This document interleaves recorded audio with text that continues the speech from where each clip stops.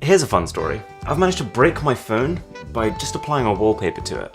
And I'm not alone. It seems like hundreds of people in the last week have had their entire phones wiped because of this photo. I first saw it on Twitter. Ice Universe, famous leaker. He basically made a post saying, people are spreading this wallpaper. Don't apply it. Please, don't apply it. But of course people did. What would he know? He's just a world-renowned smartphone enthusiast. And I don't think I've ever seen karma bite back faster.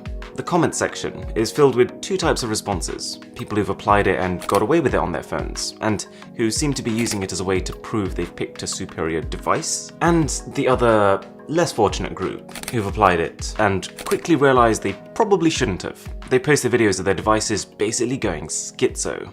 In a lot of cases, they've had to wipe everything. Listen to the cat, people. The cat never lies. Anyways, there are three unusual things that happen here. Number one, that whether or not your device gets destroyed depends on who made it. For example, Google and Samsung, they're no-goes. Don't go there. Two, if you upload the photo to a social media site like Weibo and download it again, the colors will shift to this less vibrant version, and it's safe to use. And three, you might have noticed I've been showing you this wallpaper on my Samsung phone this whole time. And the way I've done that is just by taking a screenshot of the image and setting that as my wallpaper, which is safe too. On the face of it, none of this makes sense. So what the flip is going on here?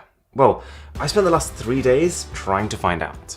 Okay, my initial assumption was this is malware. Someone has obviously designed this wallpaper to conflict with the code of Android and start crashing phones. The resolution is exactly 1440 by 2560. That is the current standard Android wallpaper resolution. It has been made to apply as a wallpaper. And add to that, I've never in my life seen a wallpaper that can so consistently kill phones.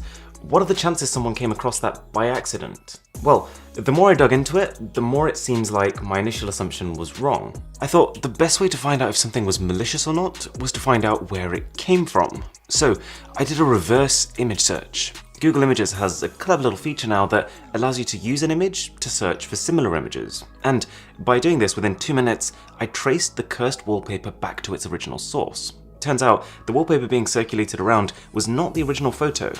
This is the original photo from hdqwalls.com. And if you download the original and check the data of the image, you can see it is just a photo taken from a Nikon D850 camera. Surely that can't be the problem. This is just someone who's taken their camera to a national park. Maybe they've camped out overnight to get this stunning shot of a sunrise. That's not going to break your phone. Plus, a lot of the people online were saying that the reason the cursed photo was crashing phones was because it was encoded in a color profile called Google Skier. But seeing as I now managed to get hold of the original photo, and I could see that this wasn't a Google Skier image, I applied it to my Galaxy S20 Ultra. Big mistake. Gone. Finito. Galaxy S20 Ultra, in one fell swoop, nuked. I couldn't get past my lock screen, and even safe mode wouldn't let me recover it. All data on that phone that I didn't back up is gone. And I won't lie to you, this felt like that part in a detective movie where the detective gets too involved in a case, and the criminal isn't happy about it, so he starts taking away family members from me. I've lost my data trying to fight for this cause. I thought it would be okay. I thought this is the original image, it's just a photo, this can't be the problem. But I was wrong, and I'm a little bummed. But a sub to the channel would be amazing. But anyways, we can see that this crashing then wasn't caused by some malicious third party who tampered with the image afterwards, like I'd initially suspected. It's the original photo that's enough to break your phone. So that just leaves the question, how? Okay, let's talk about color for a minute. Take a look at this diagram.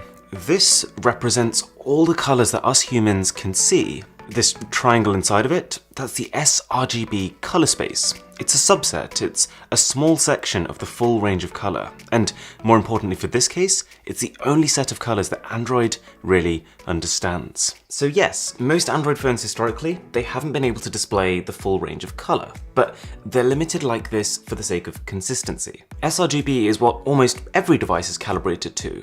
Digital cameras, printers, the internet. So by having an operating system based on it, you can ensure that, let's say I post something on Instagram for example, then when you see that post on the other end, it can make sure that you're seeing it in the way that I intended it. Or that when I see a photo online and I print it out, it should look pretty similar to the preview I saw on screen.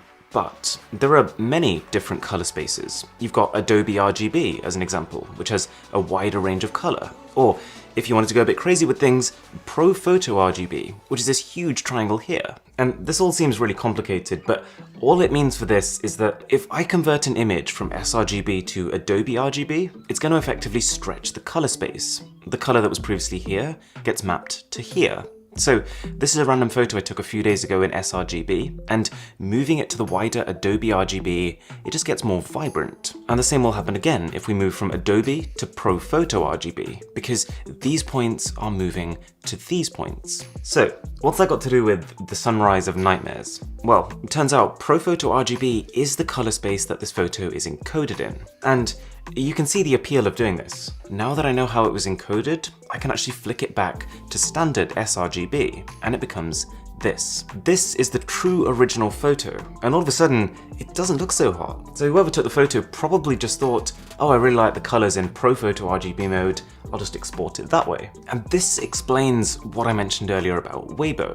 Weibo doesn't support this ultra-wide color space. So if you upload a Pro Photo encoded image to Weibo, the reason it changes is because it's actually being converted back to sRGB. So okay, we've established that something about this color space is causing a problem, but it's not as simple as that because Android can actually handle Pro Photo. Even though Android supports sRGB only, it is programmed to convert images from other color spaces back to sRGB, just so it can have that level of consistency. Trust me, I wish this was simpler too, but we're nearly there. It seems like this conversion is actually where the problem is, where Android is trying to turn this Pro Photo into an sRGB image.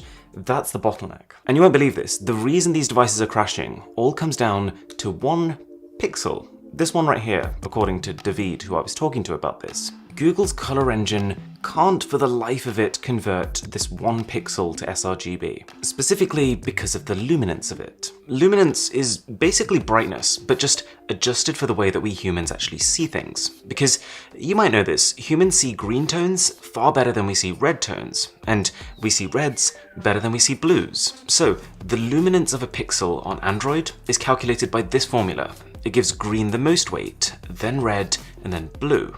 To put it another way, you need a lot of blue light to give the same luminance as a little bit of green light. Anyway, the max value of red, green, or blue individually is 255. So the way this code is put together, you shouldn't be able to get an overall combined value past 255, because all the formula is really doing is taking a weighted average. But for this one particular pixel, it just so happens that the red, green, and the blue values are all incredibly high, 255, 255, and 243. So plugging it into the formula, we get red as 54.213, green as 182.376, and blue as 17.5446. If you add all these up, you get around 254, which is still under 255, so what's the problem? It turns out Google uses a type of rounding that basically rounds each one of these numbers up. So those RGB values actually end up as 55 plus 183 plus 18, which gives 256, which is over the theoretical maximum of 255. Error. One number in one pixel is enough to send your device into this spiral of doom. In a normal situation, when Android encounters a problem like this, it'll try to close the process. But by setting it as your wallpaper, Android can't just close it. You're creating a permanent loop of errors as it keeps trying to fix itself and fails. And this also explains why screenshots of the image are safe. There's a bit of a misconception with screenshots. When you screenshot a photo, your Android phone is not making a copy of the photo. It's creating a new image that by default is going to be an sRGB shot, because it's Android. So that conversion that's causing all the crashes doesn't need to occur. If you're wondering why only some devices are broken by the wallpaper, it's because they're all phones that use Google's default color engine, which is the part that's messing up the conversion. As for whether you should worry about it, not really. I mean, obviously don't apply this wallpaper, ever, but a bunch of developers have been working for hours continuously trying to recreate the error, and we couldn't. So the chances that you're going to see this popping up in other wallpapers, I think, is pretty low. But just for peace of mind, the next Android 11 should be fixing this problem anyway. It is a pretty easy one to solve. You just need one line of code that says, if this value is above 255, then make it 255. Anyways, this has been a stressful video to make. If you enjoyed it, do consider subscribing, and huge thanks to Michal on Twitter and David, who's working on his own custom ROM called POSP right now. Those guys have helped out massively with this. With that being said, my name is Aaron, this is Mr. Who's the Boss, and I'll catch you in the next one.